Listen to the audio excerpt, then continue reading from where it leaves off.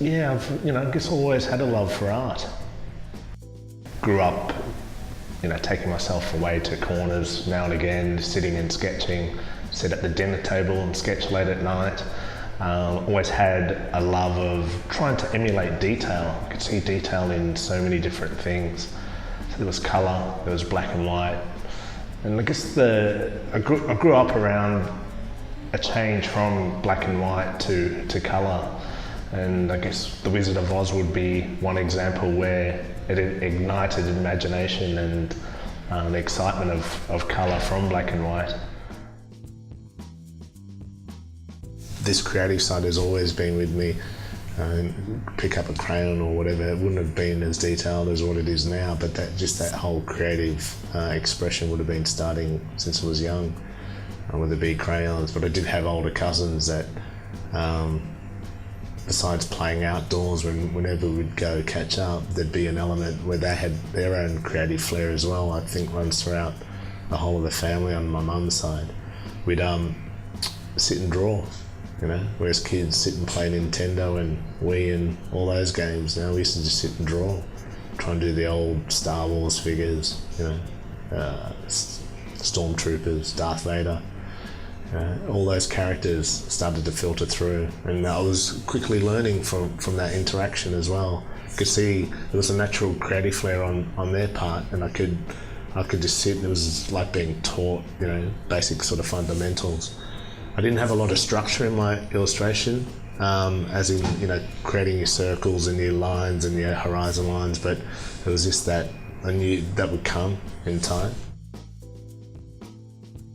So I didn't realise the gift and the talent that I had until I'd sit with friends, and they were really interested in what I was doing, and it was like, because it came easy, I would just give them something to take with them, and it was a part of that sharing of the artwork for myself. That was what helped me connect with the people.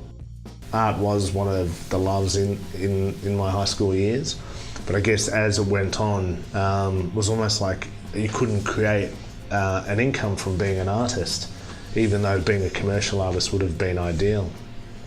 I guess that whole belief structure had set in, and started falling by the wayside.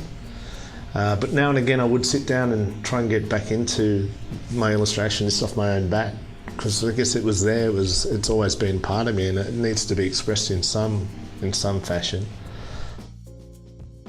Had this old, it wasn't old, but it's older compared to us, a surfy illustration teacher, which just pretty much told us in an aggressive way how to get into our illustrations without sort of pussyfooting around.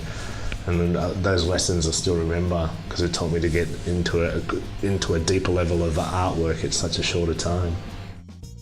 Well, throughout that course it was pretty much black and white, colour, gouache, paint, but it was very, very concentrated in the illustration quality of it and emulating photorealistic. I think that's where I was pushing myself.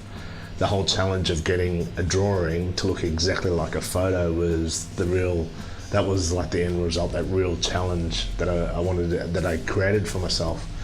And I did do that. And it started falling away a little bit after school, because it went directly straight to the computer in graphic design, and you have shorter deadlines, the creative flair wasn't there. And it's the whole ebbs and flows of, I guess, being an artist. You're either like for me, I'm either full on into it or just totally out of it. And that's the bridge I need to close up. Never really had the chance to go to university for my art.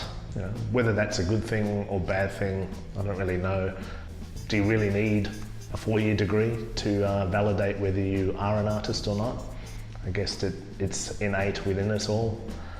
I guess I don't need a degree to actually tell me that I'm good at art. This is what I was born to do. I love illustration. I guess people say that God gives you a gift. This is my gift. This is a gift I'd love to express.